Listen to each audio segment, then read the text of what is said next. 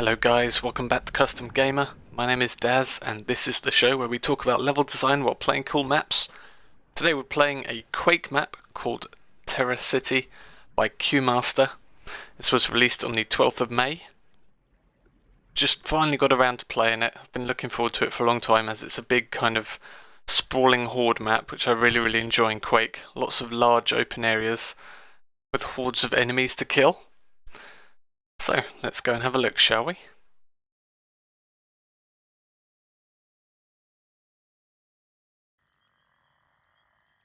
Okay, so I suppose the first thing to mention here is that Qmaster is a new mapper. This is his first release map. He does have one other one listed on Quadicted. And he says in the release post on Funk that he's got 2 more large maps coming out fairly soon. So I'm definitely looking forward to those. Terracity itself is very large, fairly vertical as well, especially in this first area. Gives you a lot of ammo to use against a lot of enemies. Perhaps there is too much ammo in this map. I think it's very easy to get yourself 100 rockets and just never really have to worry about them again. But saying that, there's certainly a lot of enemies to use them all on. Now, I've got to say, when I first started playing through the map, you're watching my first playthrough here, this first area kind of put a sour taste in my mouth because, as you'll see in a moment, there's a lot of precision jumping required in this first segment.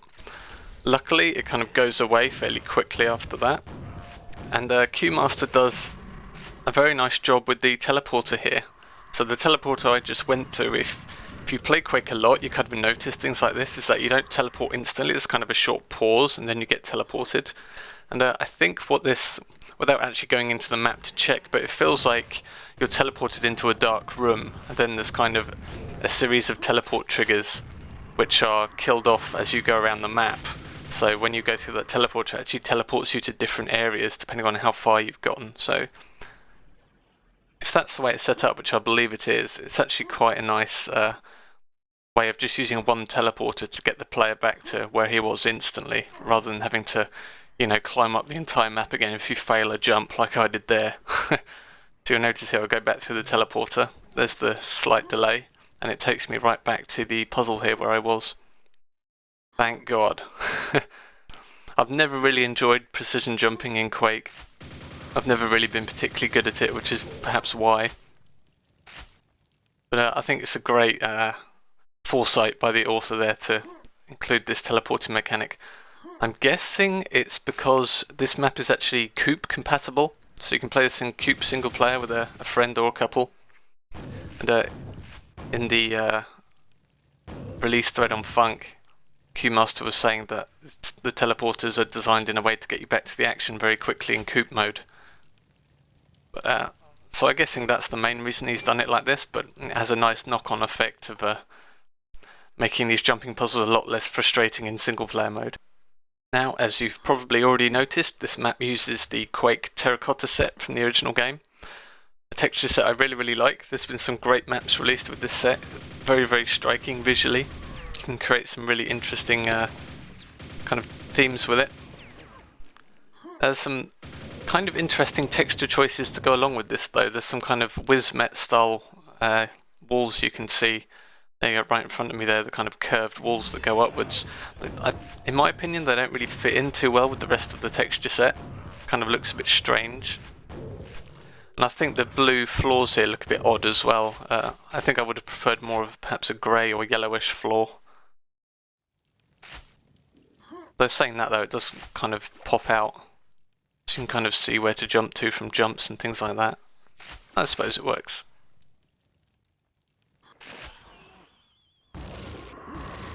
You notice here there's just ammo absolutely everywhere.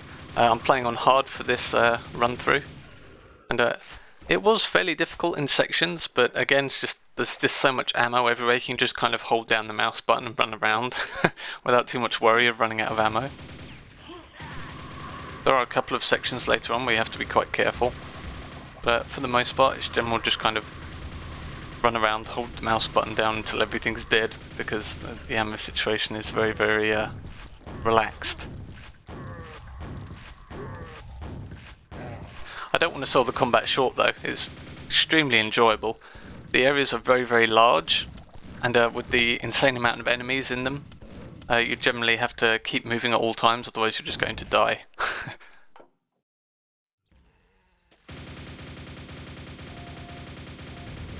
And while the areas are very, very functional from a gameplay perspective, like visually, there's a lot of areas which just seem very, very dull.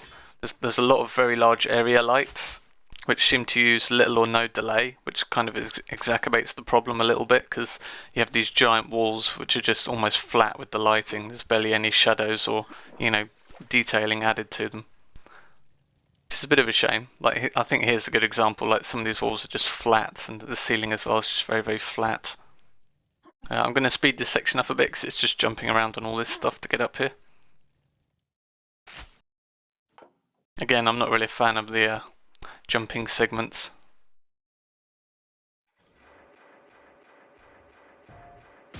There's a strange delay on this platform coming down as well. It kind of leaves you wondering whether you've missed something.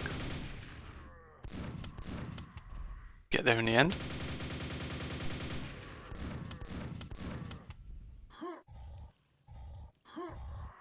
Now, I never actually fell down here, but I'm wondering if the teleport, again, like I mentioned at the beginning, whether the teleport updates itself and brings you back here if you fall down. Hopefully it does.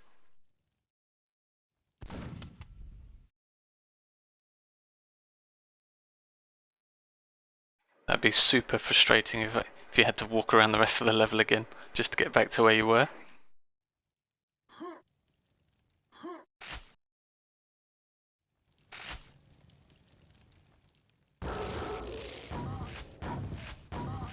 I like that there's a slight break up in the action here, so you see all the enemies there, but you have a chance to kind of decide how you want to handle things before you proceed.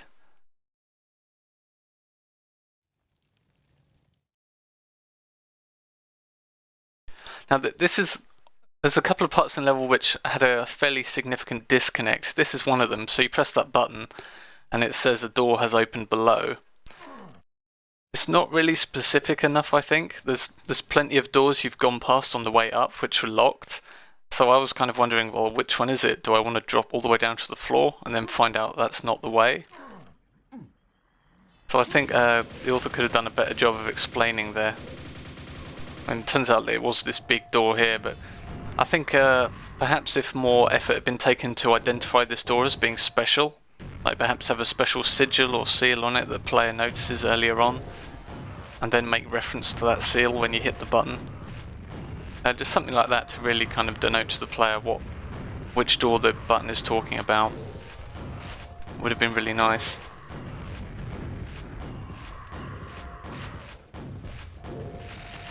Yeah, there's just a couple of areas where the mapper just does a poor job of actually explaining to the player like what they need to do or where they need to go. It's a shame. It's the only other real criticism I have of this map, actually.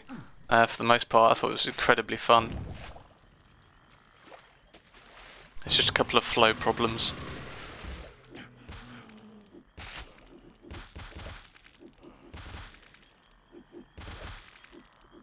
So I suppose you could call this area like the main hub of the level. There's a lot of larger areas coming off of this, but you generally come back here quite a few times. Either with, pressing a button to open an area or with the new key.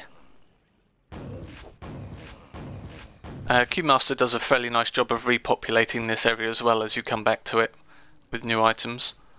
So it's never really dull.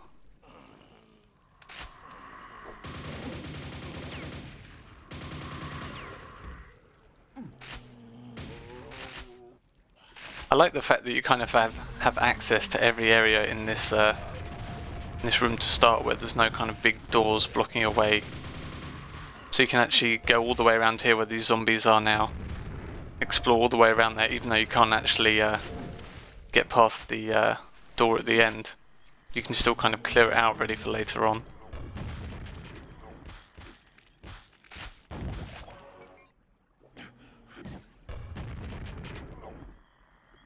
There's loads of little secrets like hidden under stairways and things like that, which I like. I don't think that one I just got there was even marked as a secret. It was just kind of there.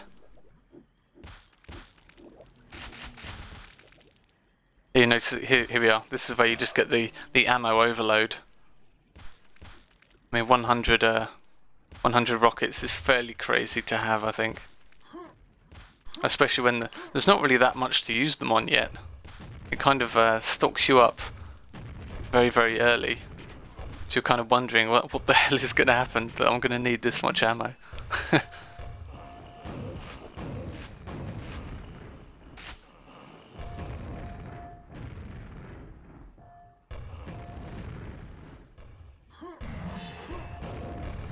There's some nice... This is something I really liked about the map actually, is there's some really nice monster placement. You get some really interesting kind of gameplay created from the way the monsters interact here. So you've got all the ogres up there raining grenades down on you, while you've got slow and fast enemies in melee range as well with the knights and fiends. Creates a really nice dynamic where you're kind of scrabbling around all over the place just trying to avoid all the damage. It's really great fun. I think maps like this are definitely the type of Quake maps I enjoy the most, where they're kind of big, open, lots of room to move around, and lots of enemies with kind of area denial attacks, so lots of projectiles flying at you all at the same time, and it's kind of up to the player to kind of work out where they need to go at what time to avoid all this damage coming at them. Really, really enjoyable for me.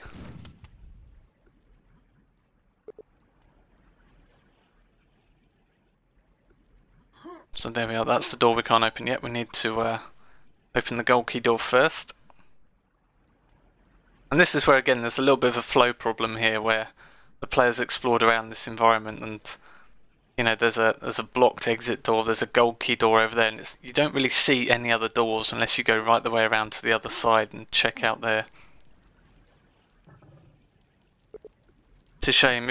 If the third door had been viewable from the other platform over there, I think it would have been fine, but as it stands you can't really see it from this angle here. It's kind of hidden behind these pillars.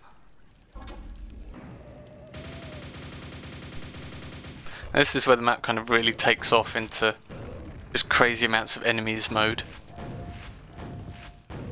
Again, you've got the ogres up above kind of raining grenades down. Lots of infighting opportunities here with the knights, so you can probably avoid a lot of these knights if you can just get the grenades to land correctly from the ogres. Again, like, even before you got the lightning gun, you've got 100 ammo for it. It's pretty crazy.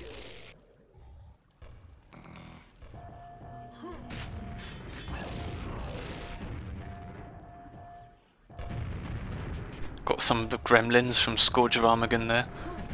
If you haven't played the mission pack, they can steal your weapons and use them against you. You generally don't want that to happen, especially if you're holding a rocket launcher at the time. They generally don't get the chance to do that, but on occasion they can be quite bad.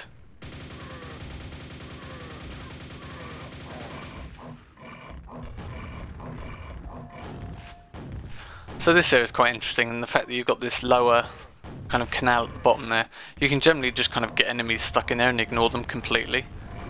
My OCD kicked in a little bit here and I started trying to kill all the enemies, and you know, eventually I realised that I didn't really have to. I could just kind of leave them in this gully at the bottom.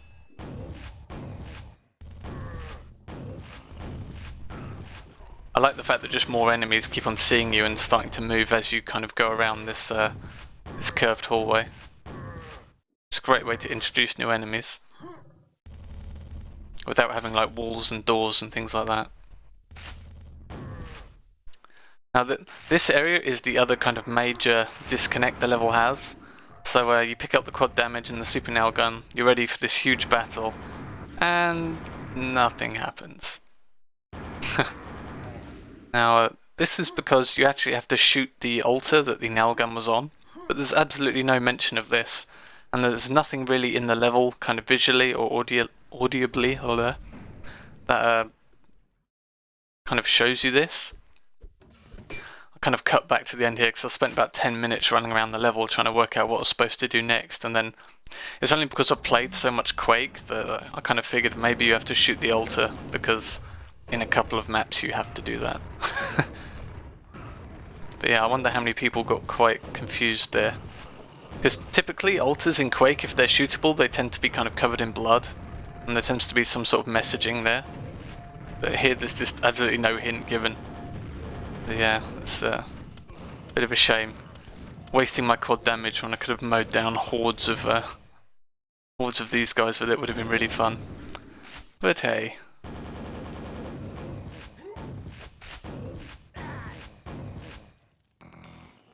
I love the fact that so many knights just come pouring out of the walls when you do eventually kill the altar. There's a point where I was like, I can take these guys, and then they just kept on coming, so I just had to retreat out and use the grenade launcher to get rid of them all. It's funny, even after, what was it, 15, 16 years? Quake still has the best gibbing in any game ever. It's just so satisfying to watch an enemy just erupt into a fountain of blood and gibs. Now I'm going to start the Gibbs or Jibs debate again.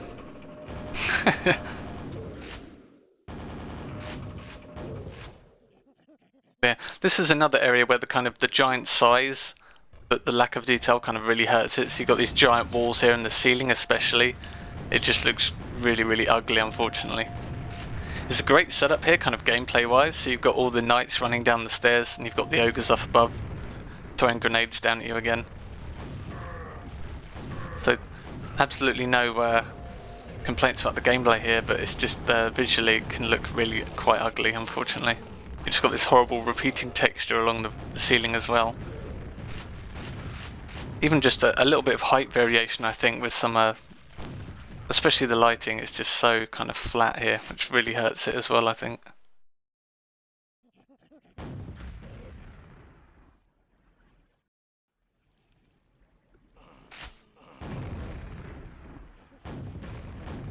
Now we go back into the start room, opening up all these doors which were locked at the beginning.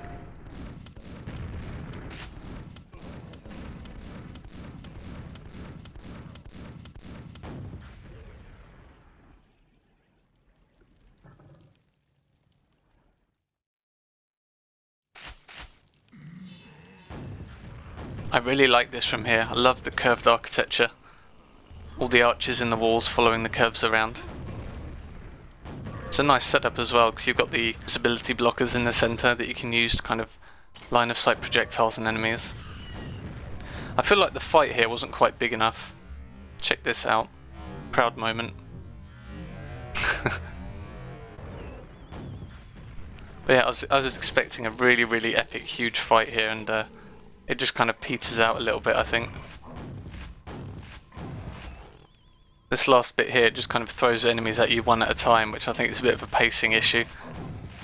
I was expecting, like, you know, hundreds and hundreds of guys to pile in here, but it never really happened, unfortunately.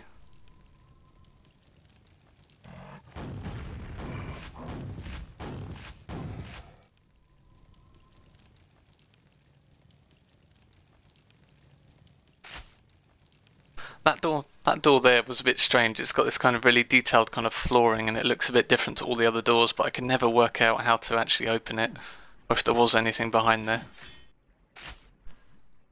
There's probably something. I missed a couple of secrets. I think I got 3 out of 7 on this run.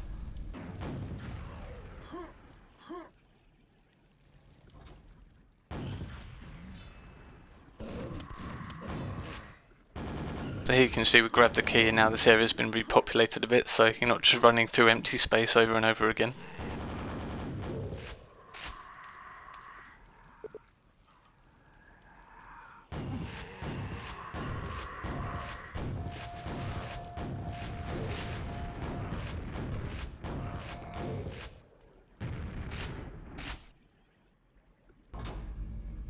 Now this final bit here, this final combat is kind of interesting, because Q-Master gives you a pentagram, invincibility, and the way he uses it here, it's essentially a timer for you to do as much damage as possible, and if you don't do enough you're going to be in really serious trouble, because he teleports in a whole bunch of Shamblers, Hell Knights, all this stuff which would just be nigh on impossible to take out if you didn't have invulnerability.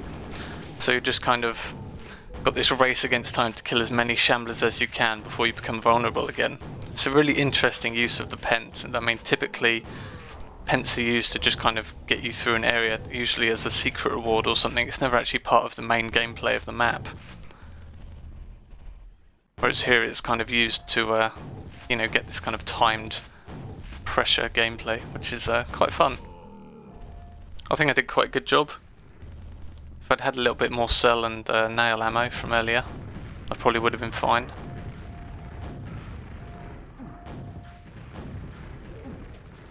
So now we can go and activate the gold button over here.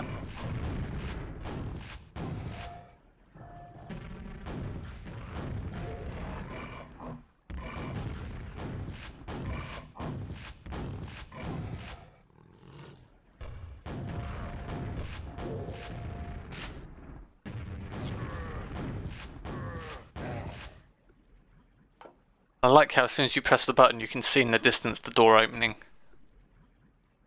That's great. I mean, that's a great example of kind of getting the player to notice what a button does.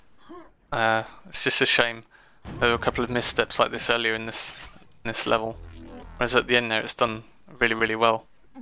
I love the fact that it's dark behind the door you open, so you actually see it open. There's like a contrast there that the player notices. So yeah, there you go. Terracity by Q-Master. His first release. A little bit wonky in areas, but I really, really enjoyed it overall. I'm looking forward to his next set of maps. See you next time, guys.